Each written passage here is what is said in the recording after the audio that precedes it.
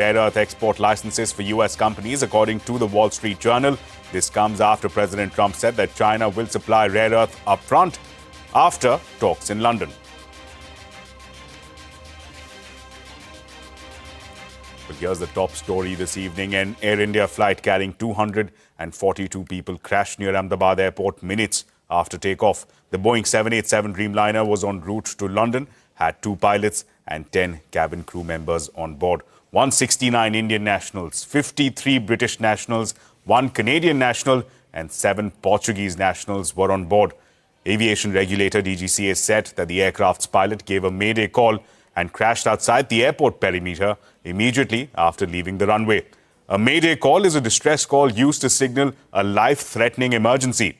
The police said that the plane crashed into a hostel of a medical college. Police, fire brigade and first responders are at the site of the crash. All flights from Ahmedabad's Sardar Vallabhbhai Patel International Airport have been temporarily suspended. हमको जो पता चला है वो ये है कि air India की जो लंदन जाने वाली फ्लाइट थी वो टेक ऑफ के बाद यहाँ पे क्रैश हो गई है, जिसमें प्रिलिमिनरी हमें पता चला है कि 223 जितने पैसेंजर थे। यहाँ पे जिस बिल्डिंग के ऊपर गिरी है वो डॉक्टर्स का हॉस्टल है। इंसिडेंट बनने के विदिन 2-3 मिनट्स में पुलिस, बाकी सभी बॉडियाँ, सिविल एडमिनिस्ट्रेशन, कॉर्पोरेशन वगैरह सभी लोग आ गए थे। फायर फाइटर वगैरह स्थल पे हाजिर है। लोगों को बचाने की और रेस्क्यू करने की कार्रवाई जारी है। ऑलमोस्ट 70 से 80% एरिया हमने क्लीन कर लिया, बाकी आने समय में हम लोग क्लियर कर लेंगे। मैं सभी मीडिया के मित्रों से रिक्वेस्ट करता हूँ, सभी हमसे सहयोग करें। जितनी पुलिस, उसके अलावा जितनी भी agency, army, BSF, CISF, corporation, collector office के सभी स्टाफ सभी यहाँ काम में लगे हुए हैं। प्लीज़ हमसे सहयोग करिए और थोड़ी सी हमारे लिए जगह बना के रखिए ताकि हम एम्बुलेंस को ग्रीन कॉरिडोर बना के हॉस्पिटल तक पहुँचा सकें। Thank you. Well, a hugely unfortunate tragedy there out of Ahmedabad. We're still picking up initial details. We're still getting verified information to you. For more on that, let's go across to my colleague Shivani Bazaz, who's joining us live. Shivani, initial moments these. Can you help us with what initial details we can pick up from the ground at this stage? Well, Ashmit, absolutely a tragic incident there. An Air India Dreamliner flight AI-171, bound for London's Gatwick crashed just minutes after takeoff from Sardar Vallabhbhai Patel International Airport in Ahmedabad. Now, the DGCA has confirmed that the aircraft departed from the airport at 1:39 p.m. and soon after, the pilot gave a mayday call to the air traffic control. No further response was received from the cockpit and the aircraft crashed outside the airport parameters in what appears to be a catastrophic mid-climb failure. There were 242 people on board, including crew members, and emergency teams were immediately mobilized. The aviation regulator, DGCA, says contact was lost within minutes of departure. The crash site lies just beyond the airport and rescue operations have been underway throughout the afternoon. The Civil Aviation Minister, Ram Mohan Naidu, said that the centre is on highest alert with all agencies instructed to act swiftly. Rescue and medical teams have been deployed across Ahmedabad and coordination is being overseen at the highest levels. In a statement, Air India's chairman N. Chandrasekharan said that the airline's primary focus is on supporting those impacted. He confirmed that an emergency centre has been activated with dedicated support teams assisting families and working with local authorities. Aircraft maker Boeing has also released a brief statement saying it is aware of the initial reports and is currently gathering more information. Now, Gujarat Police, as you mentioned earlier, in its statement has said that the Air India flight has crashed into a doctor's hostel and the police and other agencies have reached the spot immediately. This is a developing story. Investigators from DGCA and Aircraft Accident Investigation Bureau are already on the site and more information is expected in the next few hours. For now, the focus remains on emergency response and ensuring every possible support for the victims and the families. Back to you. Right, Shivani, thanks so much for that. And as Shivani was pointing out, this is a developing story. We're still getting details emerging from the ground, getting them across to you after verification of cross. And in fact, for a wider coverage, let's in fact go across to our sister network, CNN News 18, to tell us more about the plane crash outside the Ahmedabad airport. Deepest thoughts to those who have been affected, including, of course, the families. Already 133 have been confirmed dead. Yes, it is of course heartbreaking beyond words. That's what the Prime Minister really said. And this has happened in his hometown, which is in Ahmedabad. The tragedy in Ahmedabad has stunned and saddened everyone. He has been in touch with the ministers and the authorities who are working to assist those who are affected. He has already spoken to Bhupendra Patel, the Gujarat Chief Minister, already spoken and asked Ram Mohan Naidu, the Civil Aviation Minister, to rush as well, and constantly been in touch with Amit Shah, another union minister in his government, the Home Minister, another son of the soil. So they've all been rushed. Maximum help needs to be assured is what the Prime Minister has also indicated in as many words as well. But a real tragedy coming to the fore as well. Many people have been feared dead in this, in this ghastly crash that we've really seen. Of course, the investigation will follow soon as possible is what the government is assured. But it's a very heartbreaking moment because many citizens on board Shivani were not just Indian nationals, but foreign nationals as well. But the government of the day has assured that they will get to the bottom of this and understand why this really occurred. But like I said, the Prime Minister joining the nation in expressing his condolences to what has really happened and to the loved ones. One of the biggest aviation crashes in Indian history, and of course certainly the first concerning a Dreamliner. I want to go across to Rajesh Patani, who's an eyewitness to what happened. Rajesh ji, आपने क्या देखा जब ये crash हुआ? आपने क्या देखा? आपको क्या दिखा? ये बताइए.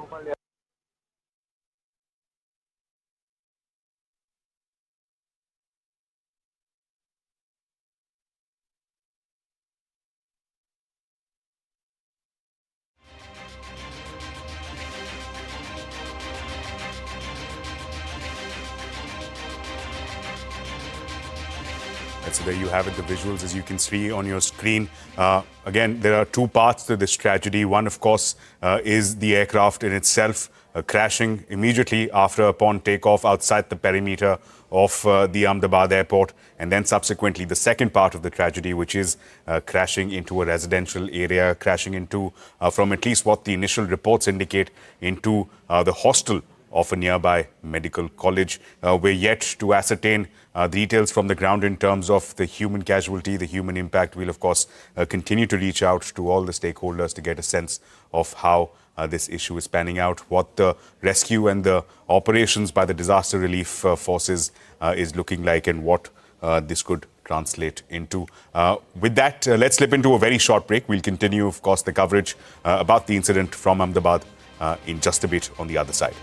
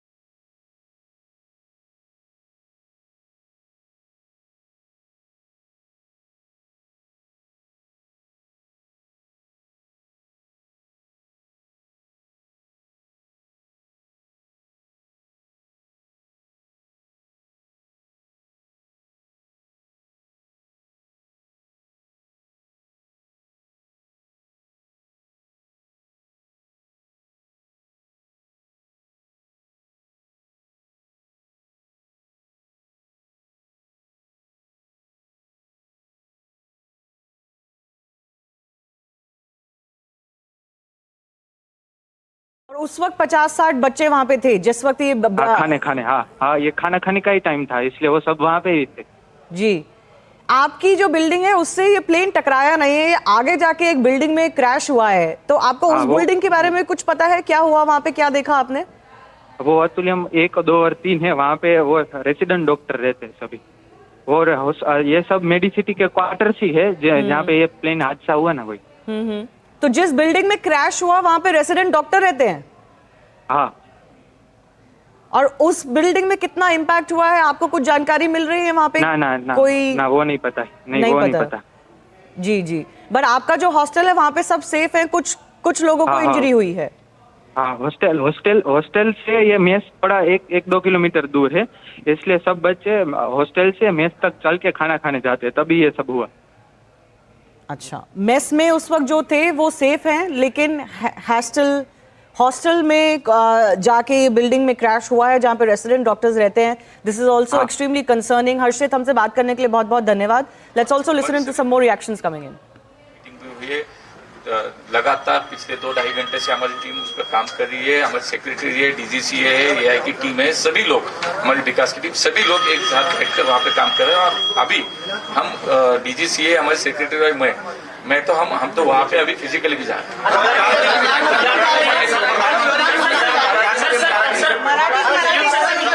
हैं। प्रधानमंत्री जी इसका मॉनिटरिंग कर रहे हैं। माननीय प्रधानमंत्री जी ने नायडू जी से हमारी सभी लोगों से बात भी की है, वो मॉनिटरिंग कर रहे हैं। हमारे होम मिनिस्टर वहाँ पे पहुँच रहे हैं और मुझे लगता है कि सभी स्तर पे ये अभी राहत का कार्य बड़ी इमरजेंसी की लेवल पर शुरू होगा। क्या सभी प्लेन का इंडिया के ऑडिट होगा? नहीं, अभी तो आज मुझे लगता है कि पहली बात तो यह है कि हमें इससे पहले बाहर निकलना है। बाद में सब होगा, उसकी जांच होगी, उस पर रिपोर्ट आएंगे, उस पर असल में क्या रीजन है वो भी सामने आएगा। ये आज मुझे लगता है कि थोड़ा टाइम इन दिनों कंपनीज जो है, सारी एयरलाइन कंपनीज, क्या वो बहुत सस्ता ले रही है क्या लोगों के जान को लेकर? क्योंकि कोई भी बारिश हो जाए तो प्लेन में कुछ होगा। मुझे लगता है कि कोई जो रियल उसका रीजन है वो सामने आने तक थोड़ा सा सर, जहाँ पे प्लेन गिरा वहाँ पे कुछ कैजुअलिटी हुई है? लगता है, ऐसा लगता तो है, लेकिन थोड़ा सा मुझे लगता है कि ऑफिशियली थोड़ा सा बिल्डिंग में कुछ लोग रह रहे थे, ऐसे भी। सर, डॉक्टर्स हॉस्टल बताया जा रहा है। नहीं, यहाँ से एनडीआरएफ की टीम भी गई है, वहाँ पे बाकी सेना दल की टीम भी गई है। मुझे लगता है कि सभी जो टीमें हैं सभी लेवल पे वहाँ पे काम शुरू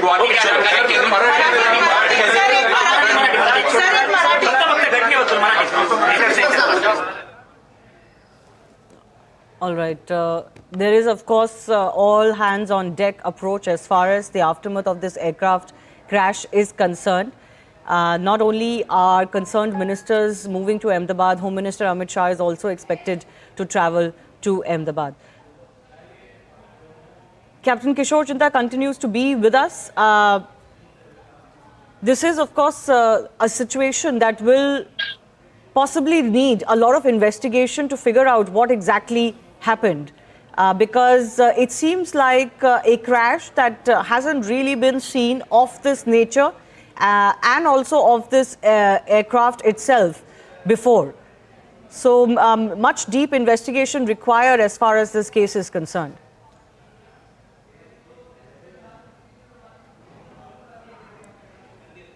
Captain Kishore, can you hear me? Yes, ma'am. Yeah. So the standard procedure of the Aircraft Accident Investigation Bureau, which is already on site, will follow the laid down protocol for fatal accident like this, and I'm sure they will do the due diligence with all possible data that can be collected from the flight data recorder and the cockpit voice recorder and the eyewitness accounts. I'm sure no stone would be left unturned by the AIB inquiry team. I myself have done a fatal accident investigation, and I'm sure the actual cause would come out in due course of time.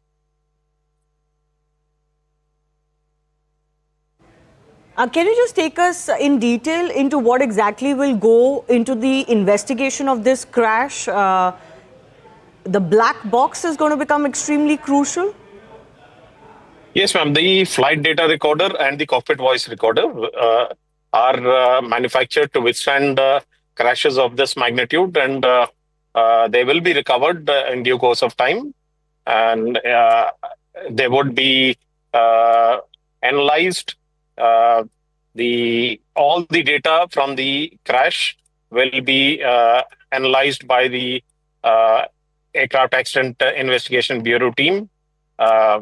They will piece together every single aspect of the flight path and the possible causes of why and what happened, whether it was loss of power, whether it was a technical defect. Everything will be there in the flight data recorder, and they will be analyzing that, and they will analyze the flight path of the airplane based on the data available, and the Mayday call will be recorded on the CVR as well as the ATC transcript of the radio transmissions which they received. All this will be correlated, and then the inquiry team will piece together their facts and figures and come out with the conclusion on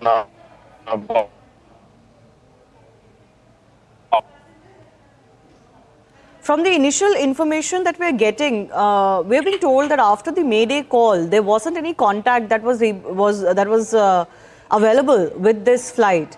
What could have happened to make it unavailable? Captain Kishore, I want to understand from you, if there is loss of power, does that mean that all communication also goes away? Could the pilots have recorded? How would we know if this was a bird ingestion? Can the investigation of the remaining parts establish that? Will there be something recorded from the cockpit that can establish that?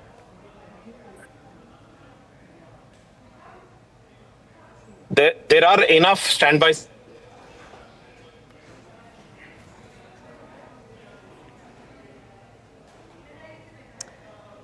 We're losing that link with Captain Kishore Chinda. We'll try and get a better one. But this is, of course, a horrible crash that has come to light.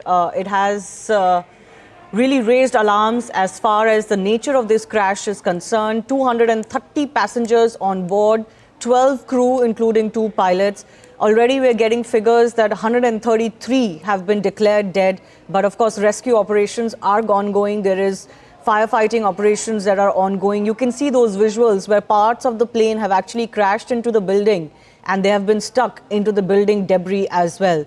My colleague Payal also continues to join us. Payal, more updates coming in from your end. What all do we know about the efforts that are ongoing? Plus, who all is expected in Ahmedabad?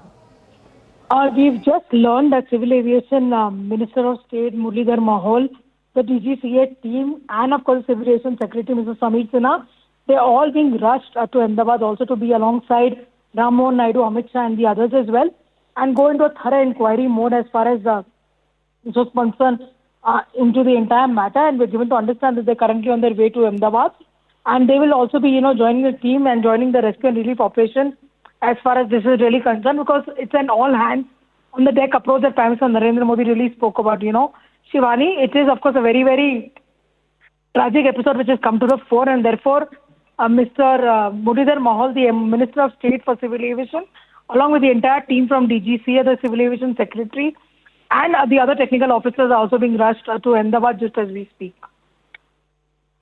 Yes. This is a crash that has really, in aviation history, experts point out, Payal, that this is definitely one of the worst crashes we have seen, and also given the aircraft involved and the nature of the crash, but also in India's history, this is one of the worst aviation tragedies we've seen. Well, absolutely. Nobody ever is prepared, for something like this as well. But what really led to this crash? What were the technicalities involved? We will only know once the GCA team reaches there, the investigation team reaches there, and they find a black box that, Anvit was speaking about a little while ago. And only then will we know what really led to the crash, because it is really important to understand what led to the failure and what led to this tragedy within probably 40 to 50 seconds of the pilot, reaching out to the ATC. So obviously, all of these things are going to be there, but as of now, the most important thing is to in fact ensure maximum rescue and relief operation. Therefore, all hands on the deck. But it's the Gujarat administration, the Gujarat Chief Minister, the Gujarat Home Minister, Union Home Minister, who is also a son of the soil. Ram Mohan Naidu also currently on his way, He's a civil aviation minister and so is Muralidhar Mahol. Updates that we're getting, Payal, also tell us that the railways have also decided to operate certain special trains to and from Ahmedabad. Anything more you're learning on that? Special trains are going to be in place for passengers to fly either from there to Mumbai or to Delhi because, currently the airport at Ahmedabad stands shut as well. A lot of international flights are also likely to be diverted to other locations as well. So preparing for that, Ashwini Vaishnav, the Union Railways Minister, has just put out a series of tweets, essentially speaking about the kind of work that has to be done. And even if medical teams have to be rushed from nearby locations, the railways will also be putting in their maximum efforts as far as this is concerned. And again, like I said, it is an all hands on the deck approach that the Union government is adopting over here because nothing more valuable than human lives being lost over here. So, Payal, you're reporting that MOS Civil Aviation and DGCA Chief, Civil Aviation Secretary, all being rushed to Ahmedabad. They're about to reach the Delhi airport. But these are, of course, going to be special flights, isn't it? Because as you're mentioning, the Ahmedabad airport has been shut for civil activity as we speak. We're also getting updates that the Gujarat Chief Minister has reached the civil hospital where most of the dead are being taken. Most of the people or the dead bodies that have been taken there have, I believe, been declared dead on arrival. So not many survivors so far, but we're hoping for some good news as rescue and relief operations continue. But this is also going to be a huge challenge on ground. Those are some of the visuals coming in from on ground as well, Payal. Huge challenge on ground to ensure or to try to race against time to see if you can find any survivors. Absolutely. Like I said, no country can ever be prepared for a tragedy like this. But all hands on the deck approach, and therefore the Civil Aviation Ministry has put all the resources together. The civil administration has also put in all these efforts together. Appeal is being made to all the citizens saying that do not rush to the airport or do not crowd around these areas. Make sure that we are able to get a green corridor in place. Should we need to rush somebody for medical emergency, given the fact that, there are also the building on which the aircraft really fell also had some doctors who are housed over there. Yes. As well, so obviously the number of casualties are likely to go up. As far as Mr. Mahal is also concerned, it is pretty possible that he might just be on that flight with Union Home Minister Amit Shah. He's also Mr. Amit Shah's, MOS in the Ministry of Cooperation. So obviously he's been rushed. He was at the Civil Aviation Ministry just a short while ago. He's just been asked to rush from there immediately, along with all the officials as well. So obviously that is something which the government of India is looking to do to make sure that maximum efforts are there on ground. Yeah. A high-level meeting has in fact been held at the Civil Aviation Ministry. Secretary and DGCA officials have attended. All of them have now been directed to move to Ahmedabad as well. Let me also go across to Mr. Sivaraman, who's formerly with the DGCA, joining us. Sir, your first thoughts on this massive tragedy? It seems like one of the worst airplane crashes, not just in India, but worldwide as well. Yeah, I agree with you. First of all, my condolences to all those people who have lost their lives, and I pray for the recovery of any injured in this crash. It is really surprising to me also because I have seen a couple of accidents in my career as DGCA, investigated some of them, and also seen other accidents outside India. This is really strange because the aircraft had taken off normally, and at 800 feet it started going down flat, which means it had lost its lift. I mean, that's what I can guess only because I am not an expert in this area, neither am I a great pilot or an engineer. But however, it seems after the first Mayday call, the pilot could not communicate with the ATC, which means a lot of things could have happened inside the aircraft, might have been filled with smoke, or the pilot would have been unconscious. Nobody knows what has happened because normally this is a very, very fine aircraft and very few crashes like this have taken place. And that too immediately after takeoff. Even if one engine had failed, the pilots are quite competent to handle it. And as it had taken off after 800 feet, he could have very well handled it. If both the engines had also failed, it would have been possible for him to land it. But quite possible that the plane did not have any lift at all for him to maneuver it to some space where he could have landed. One should not make any wild guesses. I'm reasonably certain that now they would be able to recover the black box, the CVR, and moreover, this aircraft can transmit its engine parameters to the ground. And I'm sure Air India would have set up these facilities. Similarly, the DFDR, which records all the flight data, they could have also been transmitted to the ground. Because these facilities have been in existence for a very, very long time. And I'm sure Air India would have seen to it that these facilities are available. And in this particular case, when I contrasted with the accident that took place of the Air India 320 in Bangalore, the authorities have acted very swiftly. And they have acted magnificently, I must say. All the required help has been rendered to the people there on ground, and also people have been moved very fast from the accident area. I only pray that at least some people come out alive from this accident, and I hope that the authorities will be able to find out what really went wrong. One should not miss any aspect of investigation, particularly in these very tense times. Because, I'm not trying to, I don't want to be very explicit on this matter, but every angle should be explored and every possible agency should be involved in investigating this accident. Sir, in your experience, what follows next as far as the investigation itself is concerned? See, as far as investigation is concerned, earlier as DGC, I used to conduct the investigation myself. Now they have got an investigation board, and I'm sure accident investigation board, the DGC authorities should be fully involved along with them, and they should not be excluded from it. The Federal Aviation Authority, they have got excellent facilities. They have investigated many, many accidents in the world.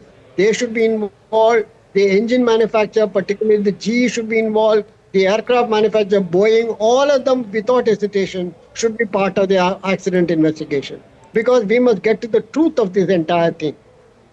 Yes. No, absolutely. This is one of the worst crashes, especially given its nature as well.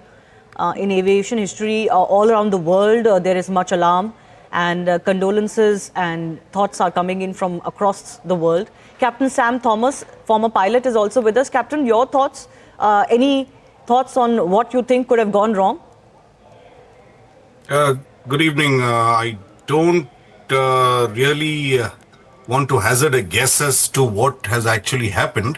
And while our thoughts and prayers are with the victims, what I'd like to say that with the limited evidence that we have, and we are seeing through the visuals that the aircraft has lost power on, or rather is not generating lift enough, and that can only happen when both engines are not developing power. And the reason for that can only be found out once we have the DFDR data. And until then, it's in the realms of speculation. And we understand that people are interested in knowing exactly what has happened. To that extent, we can only say that the weather seems absolutely clear. And the reason for losing power on both engines is extremely rare. If you recollect, there was an incident on the Hudson, where an A320 lost both its engines to bird hit, and a lot of people are drawing that comparisons. This airplane, the 787, is a much bigger airplane, and a few birds will not be able to cause problems to a single engine, or leave alone both engine catastrophic failure. So at the moment we have very, very sketchy details, and the Aircraft Accident Investigation Board would be in a much better position to bring out these details. And at the moment the incoming details that we have is that both the engines did not develop sufficient power. Yes. I'm going to come to you on that issue of how both engines can go out, because that's extremely rare. That doesn't really happen. And that is really raising alarm here.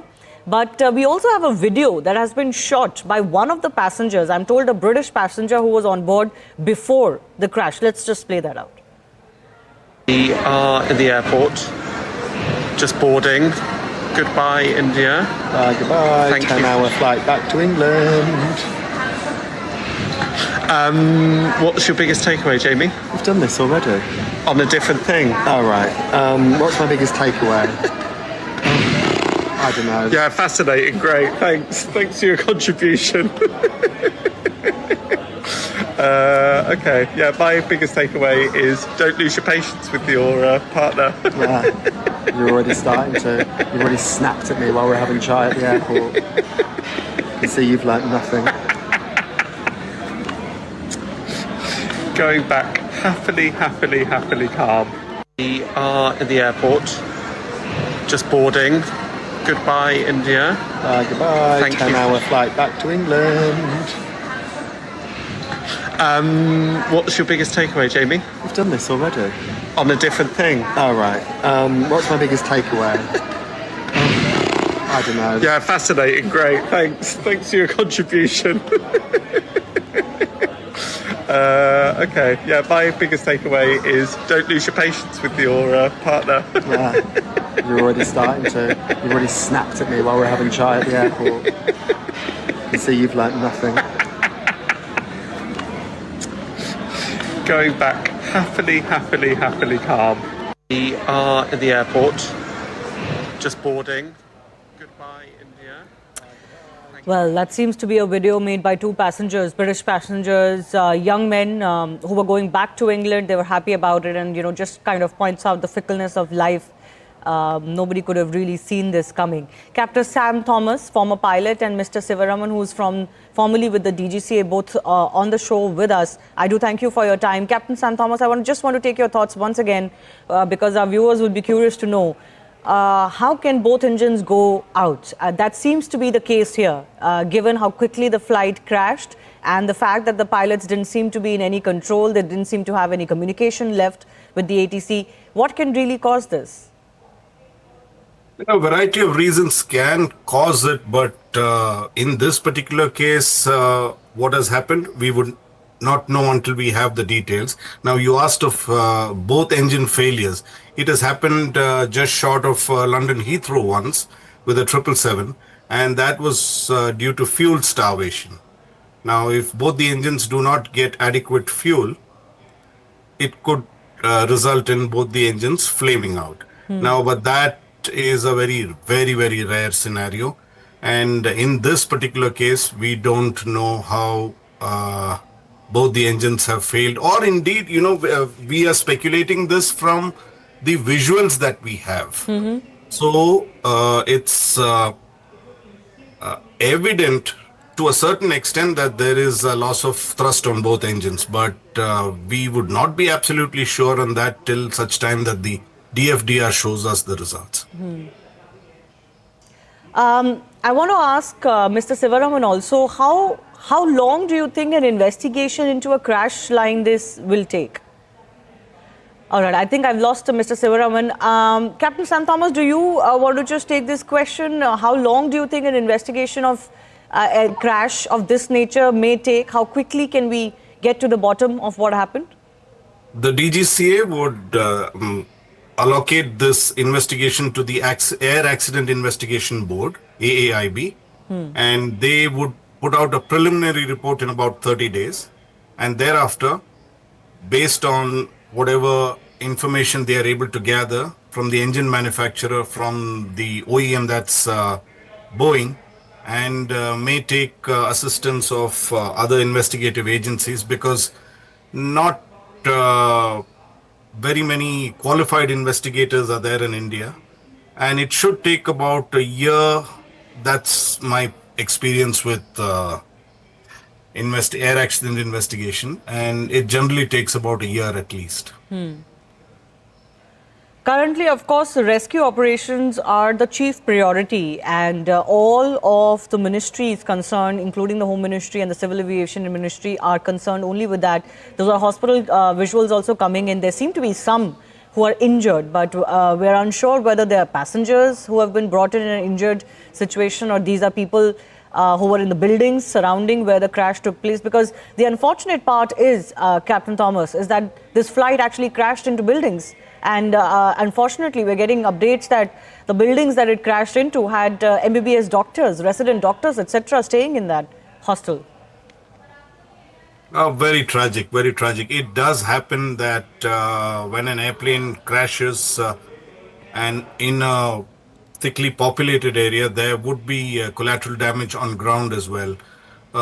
it's very, very unfortunate. And unfortunately, that is the nature of the beast. And very little we can do about it, except extend, the hospital services to the injured and minimize whatever damage that has already occurred by providing proper medical assistance timely. The area around the airport perimeter was, as the visuals themselves show, densely populated. Clearly, there were some facilities there as well for MBBS doctors, hostels and multiple buildings of that nature with messes, etc. and several buildings housing medical students. Do you think there could be a need to expand the non-residential or commercial areas around airports?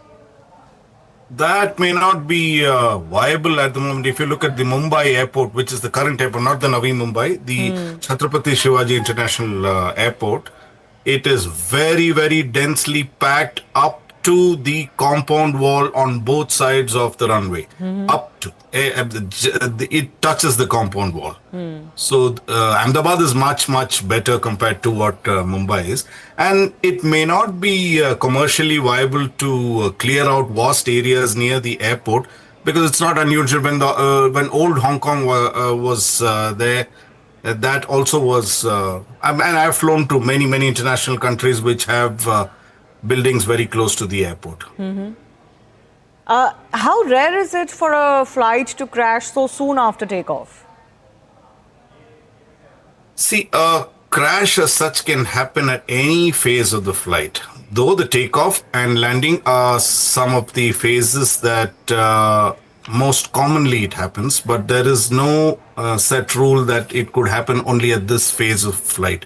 It could happen at any phase of the flight. And takeoff and landings are more critical than, say, a climb or a cruise. Yes. In this situation, Captain Thomas, it seems like the pilots didn't have any time at all. This could have transpired within a minute of takeoff. Yes, because the altitude reported and what we have right now is 741 feet or 800 feet, which is pretty quick. They have also given a mayday call. And actually there is very little time to do. If you've lost both engines, there is very little you can do. And the more you try to deviate from the path, the faster you're going to stall. So what they have done from the visuals seems to be the only choice that they had and the only natural way to do it.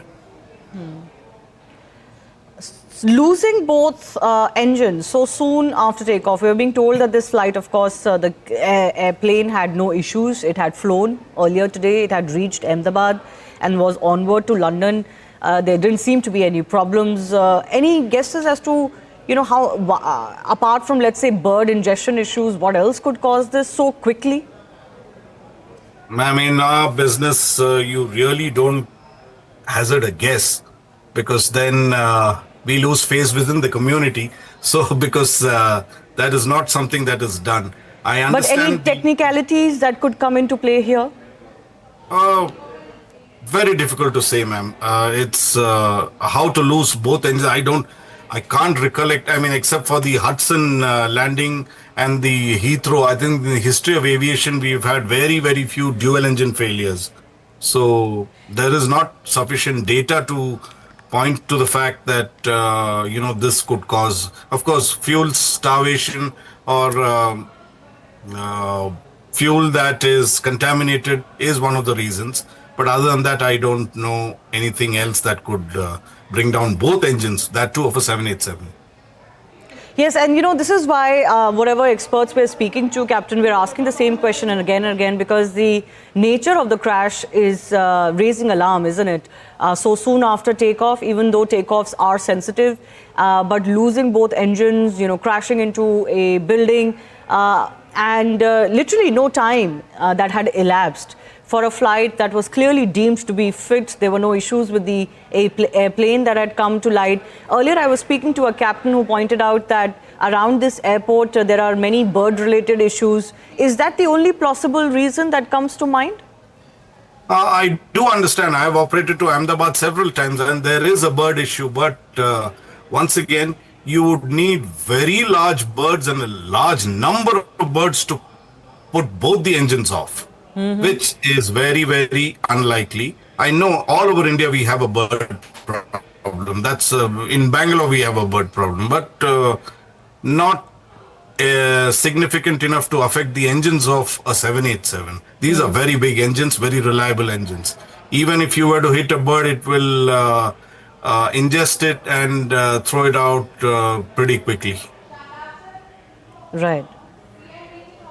We're also playing out those visuals that are coming in of the Chief Minister having reached the civil hospital. Major focus right now is on getting help on ground, both at the crash site and also, of course, as far as medical facilities are concerned.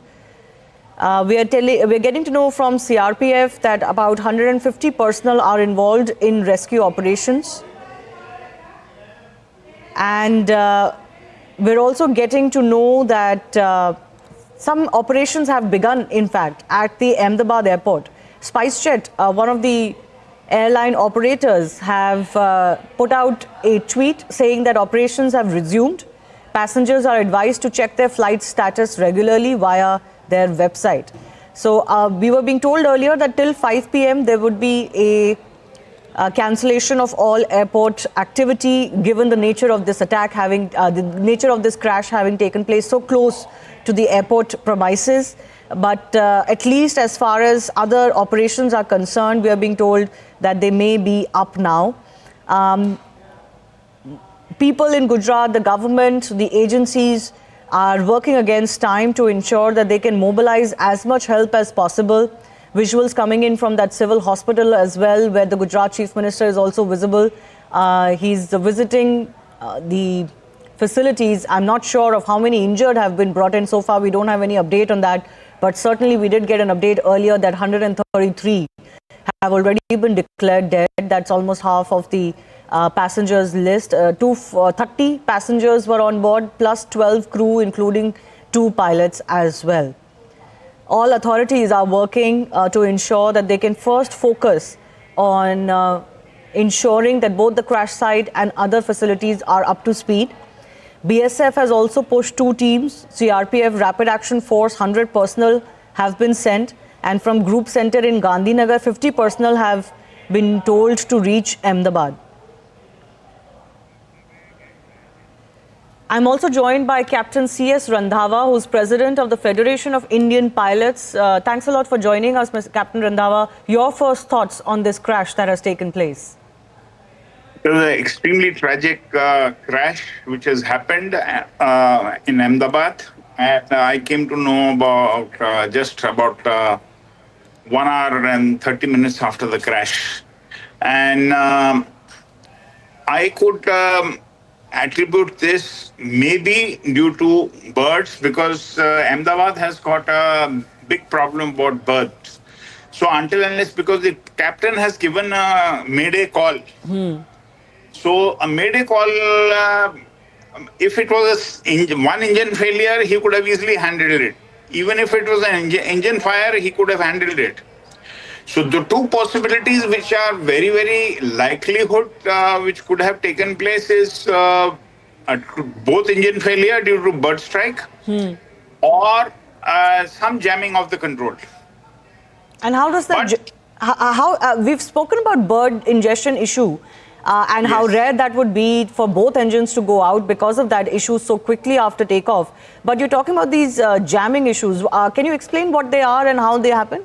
The jamming of the control could have taken place, maybe the elevator, because that is what is responsible for the aircraft to lift off. And I presume that the aircraft has initially taken off and maybe about 200-300 feet, and 200 feet you engage the autopilot. And thereafter it has started descending, if you see the video. Now I'm going by the total video clip. Rest will come out in the DFDR and the CVR, what has taken place, because there has been no call after the pilot has given the mayday call. Right. Exactly. There has been no communication after the No Mayday communication. call. Yes. No communication whatsoever. And like once in a million chance it does happen. Like we saw the Hudson crash where the aircraft was ingested, both the engines were flamed out by the ingestion of the birds. So there is a possibility because I have flown a lot over Ahmedabad and I have done a lot of training flights, 20 landings in a day I have done, training. So birds are a big problem there. There is no doubt about it. So I foresee a very high chance of both engine failure. That's what most experts are pointing out to, that we have spoken. Yes. But even that is extremely rare, isn't it? Both engines just don't go off. Yes, it is. It is a very rare possibility, but possible. In aviation, sometimes things happen the first time. Because it's not an old machine. It's a new aircraft, maybe about 7, 8 years old, and a technical fault like this has never taken place on. I've flown the 777 and of course on the 787 also I was converted. So these aircraft are unlikely to have such problems. Till now in the world, they have had no problem on the 787 and the 777s. Yeah. So very high possibility of a bird ingestion because he's given a mayday call. Now that depends that what that mayday call was. So, sir, in your experience, these moments, what would these moments have been like for the captains in the cockpit? I would say the pilot, when he's given the mayday call, he was knowing that it's a no-go situation.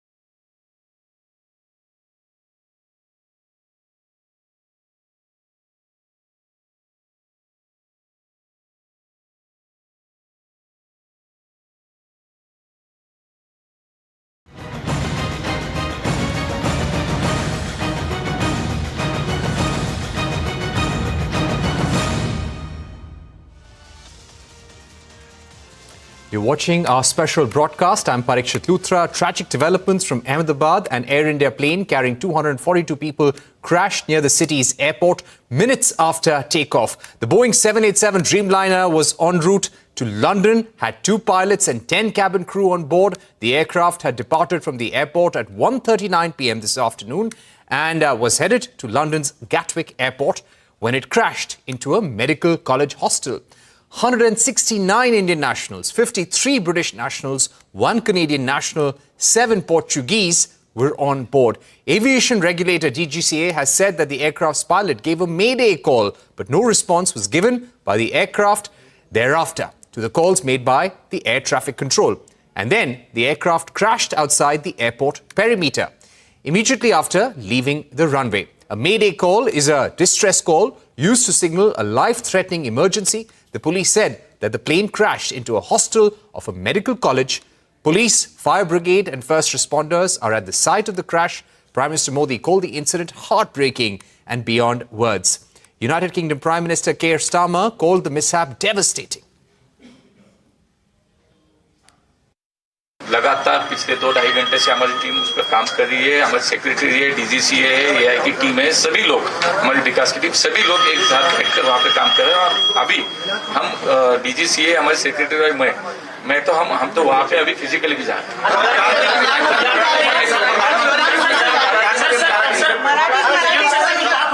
प्रधानमंत्री जी इसका monitoring कर रहे हैं। माननीय प्रधानमंत्री जी ने नायडू जी से हमारी सभी लोगों से बात भी की है, वो मॉनिटरिंग कर रहे हैं। हमारे होम मिनिस्टर वहां पे पहुंच रहे हैं और मुझे लगता है कि सभी स्तर पे ये अभी राहत का कार्य बड़ी इमरजेंसी के लेवल पर ऑडिट होगा क्या? सभी प्लेन का इंडिया के ऑडिट होगा? नहीं, अभी तो आज मुझे लगता है कि पहली बात तो यह है कि हमें इससे पहले बाहर निकलना है। बाद में सब होगा, उसकी जांच होगी, उस पर रिपोर्ट आएंगे, उस पर असल में क्या रीजन है वो भी सामने आएगा। ये आज मुझे लगता है कि थोड़ा टाइम इन कंपनीज जो है, सारी एयरलाइन कंपनीज, क्या वो बहुत सस्ता ले रही है क्या लोगों के जान को लेकर? क्योंकि कोई भी बारिश हो जाए तो प्लेन में कुछ होगा। मुझे लगता है कि कोई जो रियल उसका रीजन है वो सामने आने तक थोड़ा सा सर, जहाँ पे प्लेन गिरा वहाँ पे कुछ कैजुअलिटी हुई है? लगता है, लगता तो है, लेकिन थोड़ा सा मुझे लगता है कि ऑफिशियली थोड़ा सा बिल्डिंग में कुछ लोग रह रहे थे ऐसे भी। सर, डॉक्टर्स हॉस्टल बताया जा रहा है। नहीं, यहाँ से एनडीआरएफ की टीम भी गई है, वहाँ पे बाकी सेना दल की टीम भी गई है। मुझे लगता है कि सभी जो टीमें हैं सभी लेवल पे वहाँ पे काम शुरू हुआ। Right, a very, very tragic incident there. Plane crash at the Ahmedabad airport. Joining us right now is Shivani Bazaz. Shivani, the aviation minister is rushing to the location. Give us a sense of what we know so far.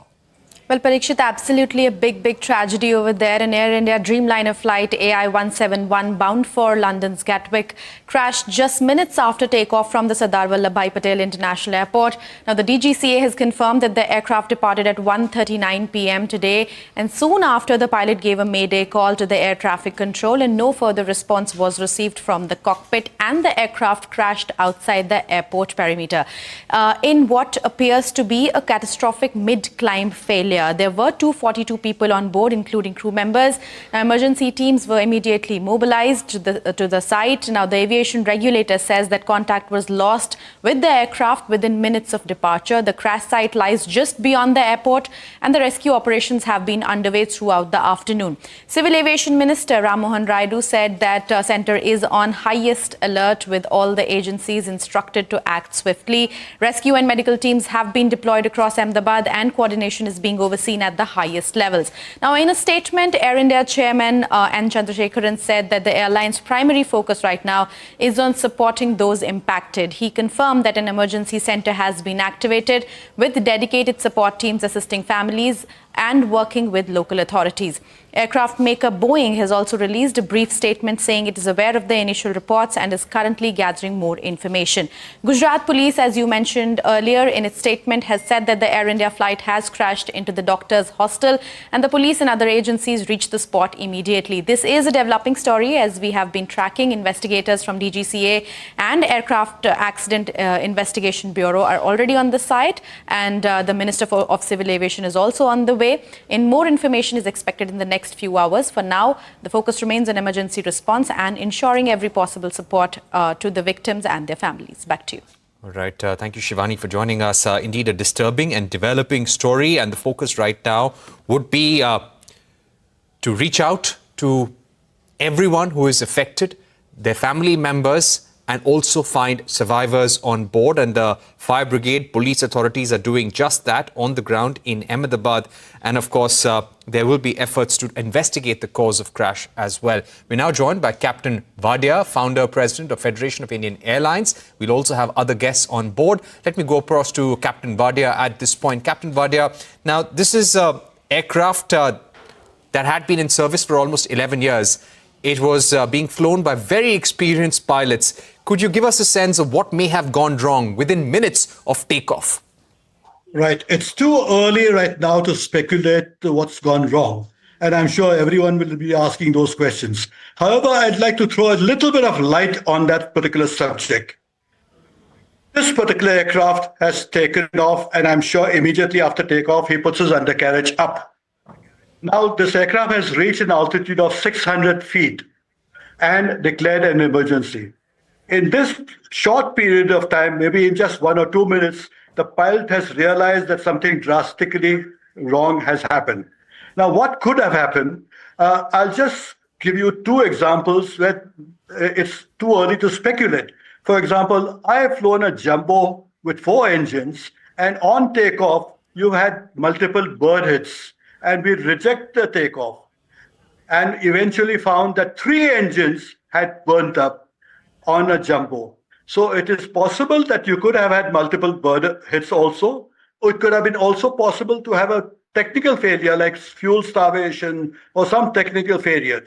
But for normal technical failures like an engine failure or single bird hit, the pilot is trained and the aircraft is capable of flying normally and doing a normal landing back. All right. Okay, sir, I'll request you to hold on for a second. We're just cutting across to the Ministry of External Affairs. The spokesperson, Randhir Jaiswal, is addressing the media, and he is speaking about the Ahmedabad plane crash.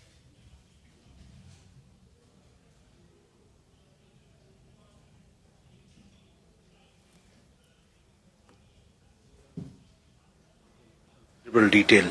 Now, a specific question that you asked, Shivam, responding to that, I would say that there are existing mechanisms between Indian and Canadian law enforcement agencies that have discussed issues of mutual security concern over a period of time. This engagement is likely to continue. Sumita, your question about rare earths.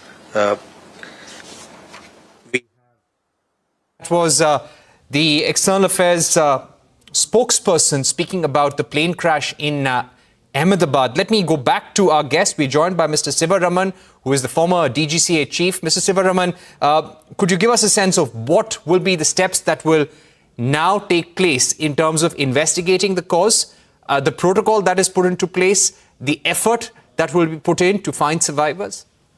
There are 2 things which I want to say here. As Captain Vadia said, a very seasoned, experienced pilot, I don't think I can add much to what he has stated.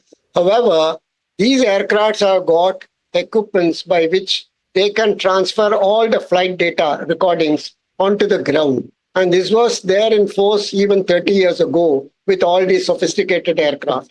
Now we have to recover the DFDR and the CVR. If the Air India had these facilities to get the onboard recording of the DFDR onto their ground facilities, then they will be able to find out immediately, even before the DFDR is recovered and decoded, they will be able to find out the flight path of the aircraft and the problems, if any, that can be found out from the DFDR. That should be immediately looked into by the DGSA as well as the accident investigation authorities. Secondly, it is very essential to recover the CVR immediately because the pilot, after giving a mayday call, went silent. Why did he go silent? Immediately after the mayday call. So these are very important things which have to be attended to immediately. Secondly, as far as the facilities are concerned for the people who have been injured or those who have lost their dear ones, I think the airport authorities and all the other emergency facilities have acted with great alacrity, and one could see them working in extreme conditions. And I think I will congratulate them for taking such effective and immediate steps. Right, absolutely. Let me also ask you about now what happens with the Boeing fleet, the Dreamliner fleet that we have. Do you expect certain questions to be asked of the company, maybe a thorough audit also to be carried out? Or do you think this would be a specific incident and would be treated as such? This should be treated as an incident because you cannot ground the entire 787 fleet because of one crash. And it is very necessary to find out before taking any such very rash step, I would say, as it happened in the case of Airbus 320 aircraft. One should examine the records of this aircraft immediately underground by the DGCA and other authorities, including the airline authorities, to see whether everything was proper as regards this aircraft is concerned. It would have been proper, otherwise it would not have been certified for flight to London. So I'm very certain that the aircraft would have been thoroughly examined on the ground before its flight, and the officers would have certified it as ready for flight. So I don't think any purpose will be served in grounding all the aircraft because of this one crash. There may be hundreds of 787 flying all across the world. Absolutely. Let me go back to Captain Wadia. Captain Wadia, we are, of course, getting some reports that the plane had crashed immediately after takeoff from Ahmedabad. 242 people were on board. There was a mayday call, but thereafter no response was given by the aircraft to the calls made by the ATC. It seems that the plane's engine may have lost thrust. Landing gears were also still down.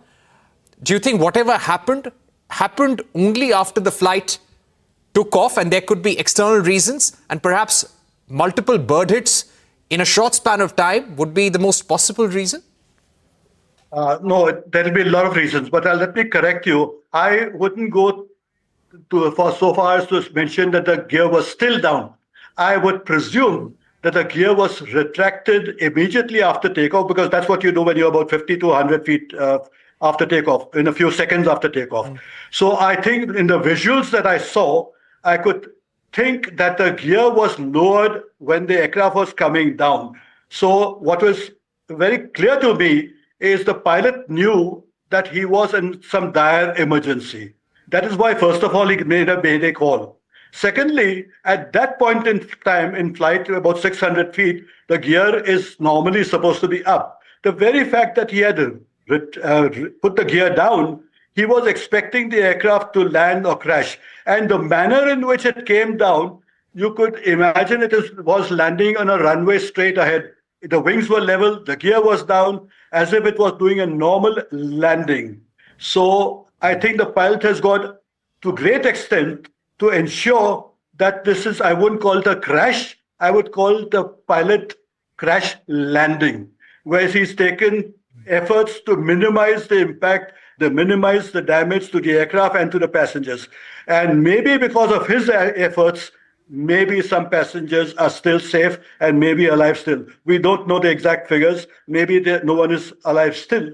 But it is possible, the very fact that the aircraft has come down smoothly and it has broken up, the fuselage has broken up, and part of it is on top of some building also. It is possible that you may have some survivors from the passengers.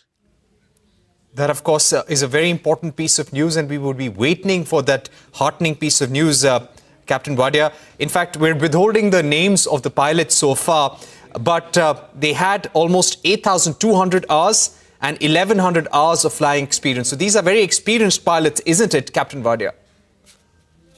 It is, absolutely. I would say the aircraft was fine. The pilots were well qualified and well trained. So I don't, because what sort of emergency they face at that point in time, it is very difficult for us to speculate, especially at this point in time. Let's wait for more information to come in.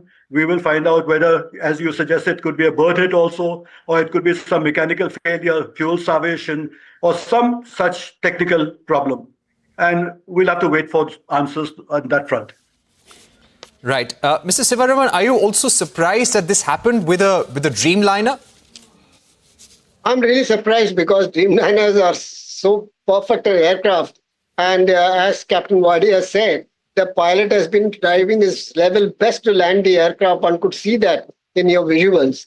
And So something very serious has happened, which I think only investigations can prove. Otherwise, it's an aircraft which normally, even if one engine fails, they can easily come back and land. And even if, for example, the elevators fail, the pilots are trained to somehow keep the aircraft in balance and bring it down. So the pilots are very qualified here. So we have to wait for the investigation, particularly the recovery of the DFDR and its decoding. Right. Let me now go across to Mark Martin. He's joining us as well. Mark, considering present technologies, and I'm assuming it would be quite easy to find and identify and secure the flight data recorder at this point. Maybe it will be done in the next few hours. So do you expect a preliminary analysis of the investigation into the crash by later this evening, perhaps? Thanks for having me. Very unfortunate today, but it's impossible that any report or any investigation, including preliminary or otherwise, can be released now. I think we need to hold our horses. We need to let this investigation process start. I'm going to put this out there. It's going to be painstakingly slow.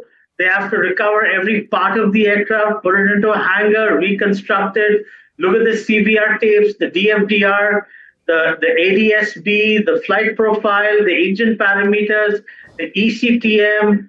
Every single element of record has to be brought together, investigated, studied, and only then you can come up with even a preliminary report, because it's even a preliminary report for this, an incident like this, will be at least 300 pages, where the final report should be at least 2,000 to 3,000 pages. Okay, so I'd like to caution and be very, very clear, despite whoever's out there. Please do not speculate. The pilot is no more. The co-pilot is no more. Let's respect the dead. From what we know, this guy tried to take off. He obviously, my guess is that there was he had a power assurance issue. He tried to open power, go to MCT. He couldn't get the climb thrust he wanted. We don't know why that happened. Let's not speculate. Let's get to the bottom of this investigation. This is the first ever 787 Dreamliner crash ever. Okay, and in such an incident, I think it's very sad that we've seen something like this, at least in today's day and age. And my view on this is that, Air India has been operating this since 2011 with error-free operation of the 787. 787 worked great for Air India. Sure, there were maintenance issues. Yes, there are spare part issues. Yes, but the aircraft never structurally broke. And the moment you transfer the ownership to a private airline, from a government-run airline, it goes to a private airline, we see a crash like this.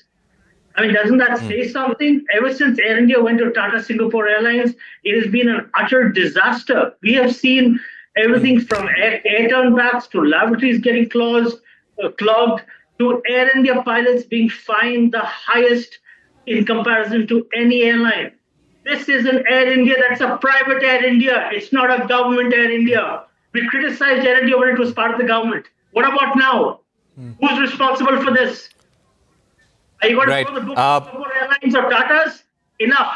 I think clearly we need to be very clear. The government needs to crack the whip, and we need to hold people accountable for this crash, because enough is enough. Okay. And this... Right. Captain Wadia? 260 people perished. Okay, it's no joke. It's going to send Mark, absolutely. Mark, we completely respect your views. Of course, there is a lot of anger. What has happened is extremely, extremely tragic. And as we've been reporting, our hats off to the pilots. They made all efforts to land the plane safely. There was clearly a very dire situation out there, as Captain Wadia was also pointing out. But Captain Wadia, on a preliminary analysis of whatever we know so far, the investigation may take a lot of time, but certain questions that come to your mind. See, the safety record of India has never been really acceptable. And for the last 50 years, we've been trying to improve aviation safety and standards in India. It is the government. I'm sure everyone has good intentions. As everyone says, the government is trying its best, the Prime Minister is trying his best, but you must have knowledgeable people in DGCA and people who understand the business of accident analysis to address this issue. We need to have an independent safety board, just like the ones that exist in many countries. In India, it has existed tooth and nail by the DGCA, and the system of safety in India needs drastic improvement. Right. We're also joined by aviation expert Sanjay Lazar. Sanjay Lazar, very, very tragic news that we are getting, of course, from Ahmedabad. And this is a developing story, so to say. But clearly there was a very unfortunate, very dire situation that developed. And the pilots did try to take control and land the aircraft safely. But unfortunately, that couldn't happen. We're still praying and hoping that there are survivors on board. And we will get reports from the hospital and from the police very soon. But your thoughts initially on what may have happened and what happens from here? Well, first of all, it's a very sad day for Indian aviation and aviation globally. It's a huge loss. 787 has an excellent safety record, almost 1,200 of them flying, all around the world. But we've also learned, in recent minutes, in the last half an hour, that the pilot did send an ACAS message. And of course, I'm sure Mark and Captain Wadia may have spoken, and Mr. Sivaram. But and he said there's no thrust, no lift. Plane is it was losing height. It gives us the clear impression now that there was something seriously wrong with the engines, or like people were speculating earlier, maybe an ingestion of something, birds, or I don't know what it was. But both engines seem to have lost power, and the aircraft started falling. The pilots, as probably been mentioned on your show, had close to 10,000 hours of experience, 8,200 for the PIC and 1,100 for the first officer, which is a significant amount of experience. To Captain Wadia's point, of course, we do require a independent safety board and a regulator, like the NTSB or whatever you have abroad. Over here, we've got one superpower organization that looks into almost everything, from fares to routes to safety to training, the works. But by and large, this is a very tragic day, and I'm praying that we get survivors, more survivors. From what I understand, there are 10 or 12 people who are in hospital. What condition they are, we do not know. We also know that about 40 bodies had been recovered until an hour ago. So I don't know what the situation is going beyond that. Right. Part of the aircraft we see in the visuals is broken on top of the hostel. The rest of it is in a residential area. So I'm assuming that there will be casualties on the ground as well, and we need to look at that. So the collector is probably looking into that. Yeah. Absolutely. We're hoping for survivors. Mr. Sivaraman, if I can come to you from your experience, could you give us a sense of what will happen now in terms of the investigation? As our panelists pointed out, and Mark also pointed out, that even getting to know the preliminary cause of the crash will take possibly a long time, maybe months, if not weeks. What happens at this stage? Which are the bodies which are going to be involved? First of all, we have an accident investigation bureau, which is outside the pale of DGCA. It functions independently. And I do not know what more independence is required, because there is already an accident investigation bureau which consists of experts, and they will be on the job immediately. And secondly, as far as DGCA is concerned, he will only be assisting them, and I don't think he will be interfering in the investigation of the accident itself. The DGCA may probably conducting an audit of the records of this aircraft right from the beginning, from the day it was purchased till the day it went into this accident. That, of course, is the DGCA's job to see whether the aircraft has been maintained properly. It's, of course, very sad that such a company like Tata's have been getting into trouble as soon as they took over this airline into that fold, that they have been encountering one problem or the other. And in this particular case, I'm really scared that such an aircraft, which is supposed to have the best record of flying all over the world, has crashed immediately on takeoff. It is something very horrible, and I don't know. As far as the preliminary investigation is concerned, as you know, when the Airbus 320 aircraft crashed, what we did was we recovered the DFDR, we went through the DFDR, we decoded the DFDR, and we put into the simulator the same flight path of the accidented aircraft, and we could immediately find out what was the cause of the accident of the aircraft. Similar exercise could easily be done But of course, it would be a preliminary finding. It would not be a final finding. It could definitely be able to guide the investigators as to the reality behind the accident.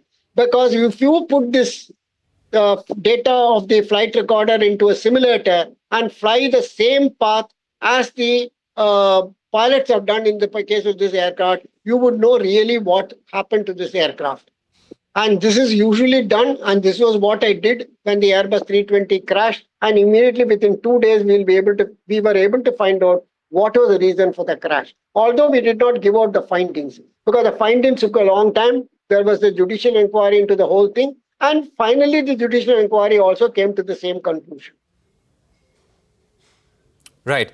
Now, of course, a lot will be found out, and I'm getting reports that there have been meetings at the Aviation Ministry and all records of this flight have been called for. Sanjay Lazar, so this seems to be an obvious step to get all the records. And this flight had landed from somewhere else a short while back before it took off for Ahmedabad. So I'm sure all those details are being analysed to understand the health of the aircraft, the service and maintenance record as well. Sanjay. Yes, of course. I believe the aircraft had come in from Delhi, if I'm not mistaken. But yeah, obviously they would have done pre-flight checks, whether it's the ground engineer and the pilots in themselves. The records are open for everybody to look at. I don't know about, the difference in maintenance procedures now that it's a private company. But I do know, I can say this, that Air India has always had a very healthy safety and engineering record, and continues to do so. I do not know, what could have gone wrong at this particular juncture. The DGCA will look into the records. It's wrong for me to even speculate at this point or comment or cast aspersions. I just want to express my grief and solidarity with the, folks at Air India, because they've suffered a huge loss, and we don't know how, what the extent will be today. The nation has suffered a loss. Actually, it's, there are citizens of these countries here, and hearts go out to all of them. Right. Captain Wadia, coming back to you, there wasn't much time for the captain of the aircraft to react. Whatever had to be done was probably you had to do it in a span of a few minutes. The options were limited as well. Could you give us a sense of perhaps what was the scenario when they took off from the airport? The terrain you were in was very, very clear. There was a distress situation. What could have possibly gone through the pilot's mind, the options available at that time? Right. We are seeing it from an outside perspective when you're not visualizing what the pilot is going through in the cockpit. At that point in time, first of all, he takes off and does his normal checks after takeoff. And as soon as he's free from that and he encounters a serious emergency, yes, he's had time to inform the ATC, but he, as people say time and again, he didn't respond anymore. Obviously, he may not have time to even talk to the ATC because he's dealing with this situation in the cockpit. There's a serious emergency. Now, what sort of emergency is that? Whether it's some engine problem or whatever it is, he's handling that emergency. He and his co-pilot are talking to each other and trying to assess and handle that emergency. And in that time also, he is trying to see which is a safe place to land the aircraft, and he hasn't found anything, so he goes straight ahead and does a normal, smooth landing as if the runway is ahead of him. And obviously the aircraft breaks up and catches fire because the runway is not there and he goes into buildings, etc. So the pilot is very busy at that point of time, and he has no time to think of anything or even inform the ATC. Absolutely. I'll request all our guests to stay with us. We're getting a soundbite from the British Foreign Secretary, David Lammy. He was speaking in the Parliament on the Ahmedabad plane crash. The plane was carrying 53 British nationals. Let's listen in to what David Lammy had to say. My thoughts, and I'm sure those of the entire House, are with those who've been affected by the tragic plane crash in India this morning. We know that British nationals were on board, and Mr. Speaker, I can confirm that the FCDO is working urgently with local authorities to support British nationals and their families, and has stood up a crisis team in both Delhi and in London. All right, and still with us are Sanjay Lazar, aviation expert, Mr. Sivaraman, a former DGCA chief, and Captain Wadia. Sanjay, if I can come to you, what will this mean now for Air India? The questions that Air India would have to face in the coming months? First of all, it'll mean a lot of heartbreak and pain, before we go to what it'll mean. Otherwise, I think we need to be sensitized to the fact that there are 250 human lives here. A lot of them, Indian families here, plus the crew and the passengers. So I think that's the first trauma that Air India will have to deal with, that the Indian government will have to deal with, and the Ministry of Civil Aviation. Beyond that, of course, the investigation and the process that the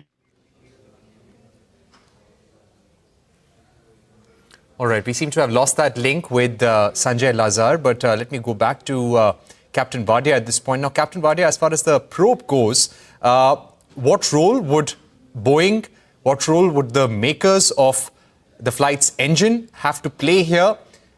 Would the Indian government, would the DGCA have already made contact with them right now? Oh, yes. Any accident, all of the people are definitely involved.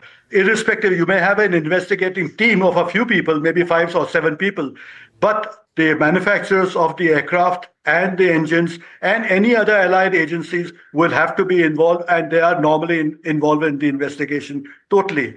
And since you asked the question of DGCA, the DFDR, Digital Flight Data Recorder, let me tell you, first of all, the CVR, the cockpit voice recorder, is a separate issue. You can get the access to the cockpit voice recorder almost immediately, and you'll know what they will be talking in the cockpit. But the details of the DFDR take a long time. They come in digital form, and they come in various formats that have to be analyzed in detail. And so in the next couple of weeks, you will not even have details of the DFDR. So that has to be studied properly. And that will, as Captain Sivaraman already explained, if you put them into a simulator, it will give you exactly what has actually happened on the aircraft.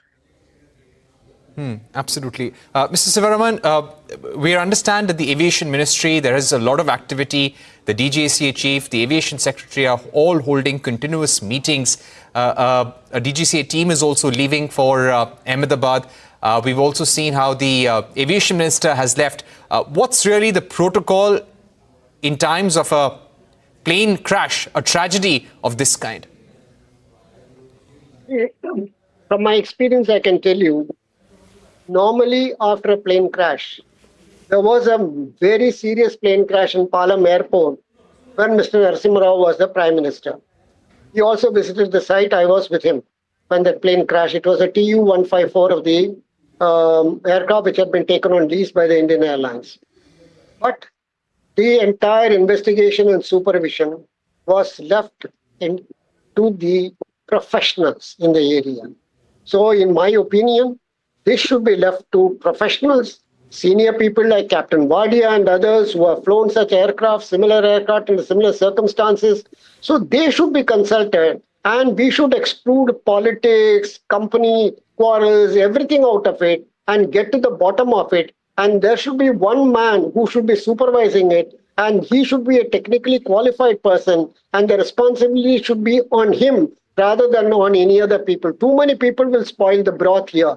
This is a highly technical issue, and it should be left only to the technical people. As Captain Wadia and others said, people from the builders of the aircraft, that is the Boeing, the engine manufacturers, the navigation equipment manufacturers, the communication people, everyone should be associated with the investigation of this aircraft, because everyone will be interested in finding out the truth so that this does not get repeated. But we should keep everything else outside of this. Right. We're also getting bites from the family members of the victims. They're waiting for any kind of information that may come by as soon as possible. There are some waiting outside Gujarat's civil hospital. Let's play out those reactions.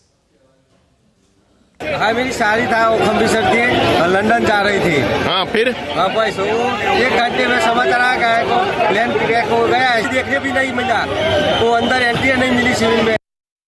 हमारी बहन जा रही थी 1 बजे जा रही थी plane. 1:10 की फ्लाइट थी और जा रही थी लंदन। लंदन जाने से पहले ही क्रैश हो गया plane. All right, we're looking at all the information coming in. In fact, the initial report that came in about the Air India B787 aircraft at Ahmedabad, this said that this was flight AI-171 from Ahmedabad to Gatwick. It crashed immediately after takeoff from Ahmedabad. There were 242 people on board, and the aircraft had 2 pilots and 10 cabin crew as well. The aircraft was under the control of a captain who had almost 8,200 hours of flying experience. The co-pilot had 1,100 hours of flying experience. We are withholding names of the passengers on board the aircraft and also the pilots and the co-pilot because we're still hoping for good news that comes out from the investigation and from all the rescue teams which are on ground. As per the ATC, aircraft departed from Ahmedabad at 13:39 hours from the runway 23. It gave a mayday call to the ATC, but therefore, thereafter, no response was given by the aircraft to the calls by the ATC. Aircraft immediately after departure from runway 23 fell on ground outside the airport perimeter. Heavy black smoke was seen coming from the accident site. And Captain Wadia, immediately after that, we had rescue teams flying in. And of course, that's a protocol. There are rescue teams at the airport, always available on standby. I'm sure teams must have been called from outside as well, considering the gravity of the situation. But no one had time to react at all. But what's your thoughts on the rescue that is going on the ground? I'm sure that the rescue teams are doing a great job in this hour of crisis. It's a very difficult operation. And we just hope that we are able to find survivors on board. I'm sure the rescue team, the fire brigade and the police, everyone must have done a wonderful job. And from the reports that are coming in from the site of the accident also, the rescue and people being taken to the hospital has been very efficient. And I think it's perfectly fine with that. But I have one more comment to make.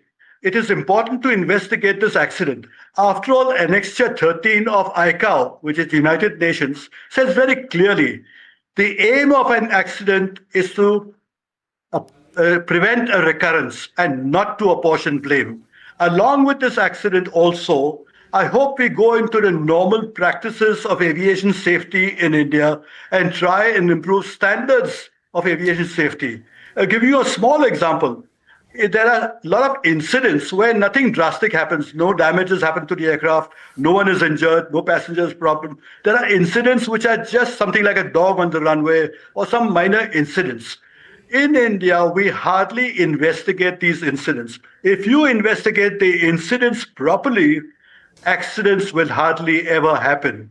We need to focus on that very finely. To give you an example, in India, I have seen with my own experience, incidents are put under the carpet and no one bothers. In Australia, there was a near miss. Again, nothing happened. It was only an incident.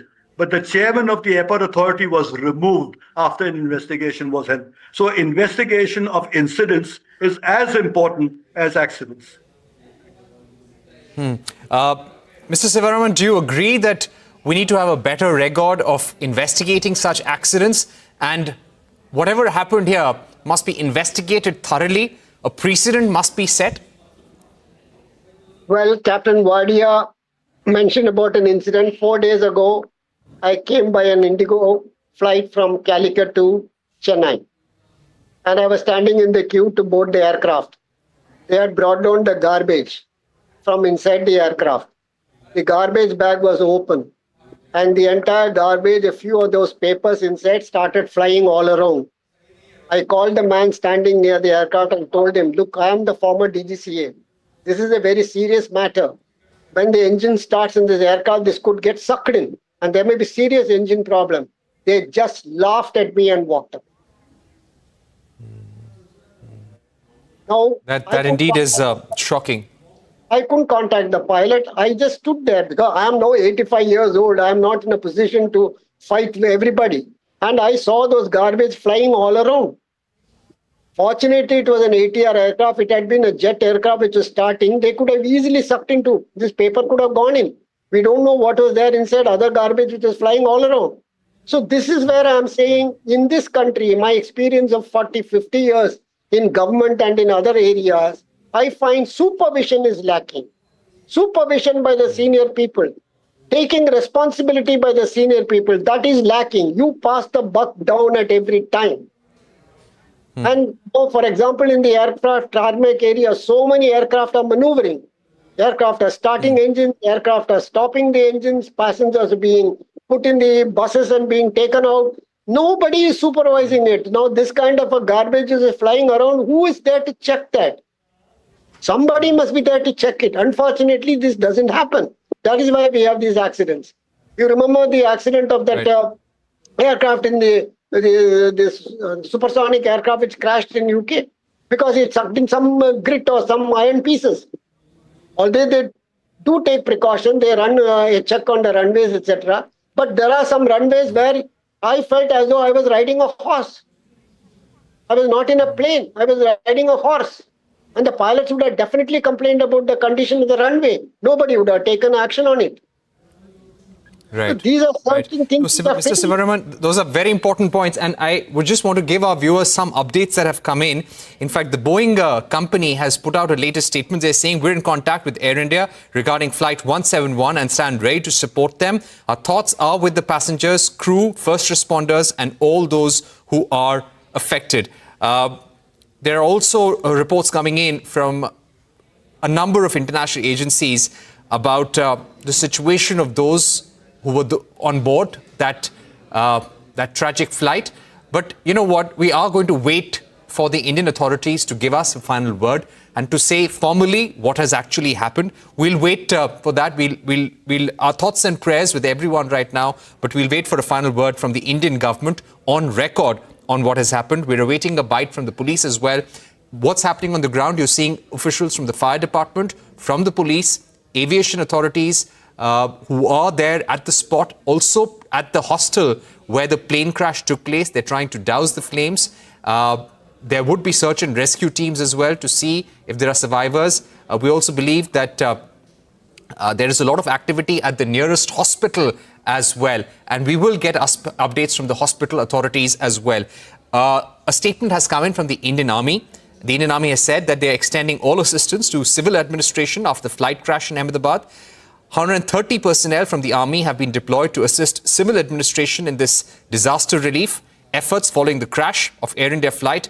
The Indian Army's response includes engineering teams with JCBs, medical teams and quick action teams, firefighting assets. So essentially what we're trying to say, and also a military hospital has been placed on standby, that when a situation like this happens, you've got all authorities on board, all hands on deck. That's what we're seeing right now to possibly resolve the situation at the earliest.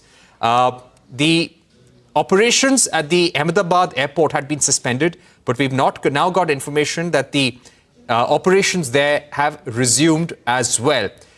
You've got the DGCA teams there. You've got the aviation minister who's left for the location. He would be possibly reaching there in a short while from now. And it's important for perhaps VIPs. Often questions are raised about whether VIPs can actually help in a situation like that or distract the security forces. But it's also perhaps important to show solidarity with the victims, with the family members, and also with all the rescue teams that the government is standing by them. Definitely a very tricky, a very sensitive situation that is developing. Sanjay Lazar, if I can come back to you, and we really thank all our guests to stay on with us. The fact is, it's a developing situation. Very little information is coming by, and you're giving us your expert analysis, and we really value your time with CNBC TV 18 in this hour of crisis. But Sanjay, going forward, as Captain Vadia was pointing out, Mr. Sivaraman has also pointed out that do you feel that we're not taking aviation safety very, very seriously, and all private airliners, commercial airliners have to take a cue, some lesson from this as well going forward?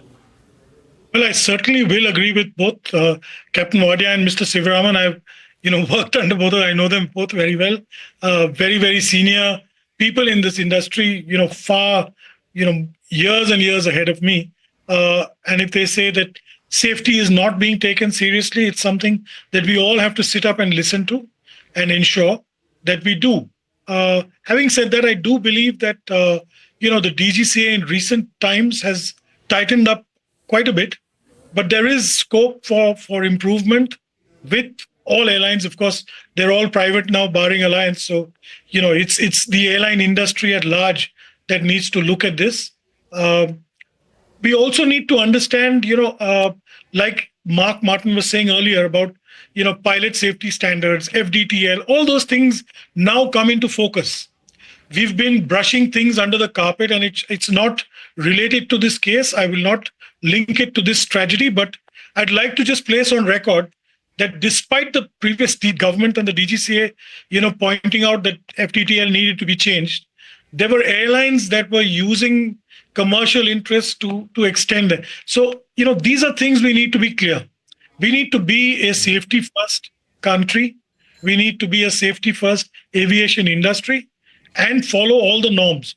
Running to courts to extend, certain concessions that were given is absolutely incorrect and unthinkable. I think we need to put our house in order, like Captain Wadia said. And, I look forward to that. Right now, I think we need to stand shoulder to shoulder with Air India and the passengers and the people of Gujarat and India who've faced a huge tragedy. Absolutely. And we're getting reactions from heads of state. Lawrence Wong, the Prime Minister of Singapore, has just said that deeply saddened by the tragic Air India plane crash in Ahmedabad earlier today. The loss of so many lives is heartbreaking. We extend our deepest condolences to the families of those who lost their loved ones and to the people of India in this time of sorrow. We stand in solidarity with India. We've also seen comments come in from Ursula von der Leyen of the European Union, Anthony Albanese of Australia. We've seen comments from President Putin as well. So those reactions are coming in constantly. And this is, of course, really saddened many people in India and across the world. Questions, Mr. Sivaraman, about coordination with foreign governments. Considering that there were so many foreign nationals on board, what would be the kind of questions that foreign governments would be asking and the kind of coordination we would be having with them right now? See, I want to make a point here. Under the law, the DGCA is a statutory authority. And if he lays down FDTL, the ministry has no business to interfere with it. And the DGCA has no business to listen to the ministry. If he lays down an FDTL for pilots on the basis of consultations with them, and that is law, the ministry has no business to interfere with it. I'm very sorry to hear that the commercial interest preceded the safety interest aspect of the pilots. And the DGCA also listened to the ministry. Now, as far as coordination of the foreign governments are concerned, I don't think many foreign governments will be interested in it, excepting those governments whose citizens have lost their lives, have been seriously injured. They would expect our government to look after them properly and also to give all the facilities for their dear ones to come to India if they are in the hospital or anything. Definitely the FAA, the Boeing, the GE, all these people would be already on board an aircraft, special aircraft, must be heading towards Ahmedabad now. Because this is what happens. And every cooperation should be extended to them to assist us in the investigation. I don't think any politics or any minister or anybody should interfere in this matter, and they should leave it to the DGCA to coordinate all these efforts and the Accident Investigation Bureau to do its job without any interference from anybody. All right. The news also coming in, Mr. Sivaraman, right now, and I'll get Mr. Wadia, Captain Wadia, to weigh in on this. N. Chandrasekaran, the chairman of Tata Sons, is meeting the Gujarat Chief Minister right now. A short while back, he had taken off from the Mumbai airport. He had left for Gujarat to meet the Chief Minister. Also important for the Chief of Tata Sons, the promoters, the owners of Air India, to be on spot at this time. what kind of a challenge does this really throw up for Tata Sons, for Air India, and especially after the Air India takeover by Tata Sons, Mr. Wadia? The Tatas has a history of starting aviation in the country, but they've had a long period when they were not involved with aviation at all, and the government took over. Now for them to restart the business, they have to start learning themselves. And I'll give you one point. In this entire thing of safety in this country, one of the important factors is education. Education all around, not only of the pilots, of the engineers, the cabin crew, everyone all around needs education. Now, I understand that Tatas themselves are starting a college on aviation education. My understanding is it should not be restricted to the Tata or to Air India itself only. India needs a major college on education in the whole aviation field. There are small airlines which cannot afford a college or something like that. There are charter airlines, there are helicopter consultants. So India needs a major educational institution for aviation for not only just technical aspects, but even things like MBA in aviation. How many people are aware of the international laws in aviation, the Geneva Convention, various things like that? So education is extremely important, and that now startups, since they have the ability to have their own college, I would suggest that they don't do it only for Tatas, but for the whole country, an Indian Aviation Institute. Right. So safety has to be a priority. If we want to be an aviation hub for the world, we want to make sure that our airlines have a big market share globally. We need to focus on safety, safety, safety. Let's also get in a statement from the Ahmedabad Civil Hospital on the plane crash. Flight के जो passenger हैं, उनके जो सगे हैं, नज़दीक के सगे हैं, उनसे रिक्वेस्ट है कि डीएनए टेस्टिंग की व्यवस्था हम लोगों ने बीजे मेडिकल कॉलेज के कसौटी भवन में की है। आप सबसे अनुरोध है, जिसमें खास तौर पे माता पिता अथवा उनके पुत्र पुत्री नज़दीक के सगे होते हैं, आपसे रिक्वेस्ट है कि आप डीएनए सैंपल के लिए कसौटी भवन में बनी हुई व्यवस्था पर अपने सैंपल दें, ताकि दुर्घटना के जो विक्टिम हैं उनका आइडेंटिफिकेशन जल्दी से हो सके। All right, so that was the hospital authorities not saying anything about the state of the survivors. They were saying that if there is DNA testing that has to be done, then they have arranged a place nearby where family members, where the loved ones can go. So we're not speculating about the state of those who were on board. We're awaiting a formal statement from the government, possibly from the aviation minister or even the Gujarat government for that matter. And those are the only statements we will take at this point. Let me go back to Sanjay Lazar at this point. Sanjay, what do you think would be happening on the ground in the hospital at the site of crash right now? Also, let's also comment on what happened at the hostel, because this plane crashed on a hospital which I believe was at the perimeter of the airport premises. Yes, and that was my first concern, apart from the passengers of the plane, is that, that hostel building, it was lunch hour, and there were a lot of students who'd probably come for the lunch break. So I hope, there was minimal casualty and fatality, if at all, any, because the aircraft tail seemed to broken off there and stuck on top of that hostel. The other thing is what will be happening, and what we've seen visuals of, is that the collector and the National Recovery Team and the disaster management team pulling out bodies and taking them to various hospitals. I don't know if there were any survivors or if there are any, but I do, like I said earlier in the show, about 40 bodies had been recovered. That process will continue through the evening, I'm sure. The clip that you just played showed somebody, from the hospital talking of DNA samples to identify the bodies. So the process of identification of bodies will now start through DNA and through, body tagging, whatever details are required, whether they're identification marks, jewelry, clothing, those sort of things.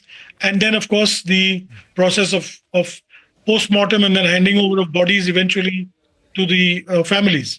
I also believe that the investigation team of the DGCA and the Aircraft Accident Investigation Board would have reached there by now, because they were traveling on a special flight, and they will take charge of the site and look into the matter instantly, try and recover the DFDR and the CFR, the black boxes, so to speak, and start decoding it. The ACAR's messages, etc., that were received will also be, transmuted and seen into what has happened.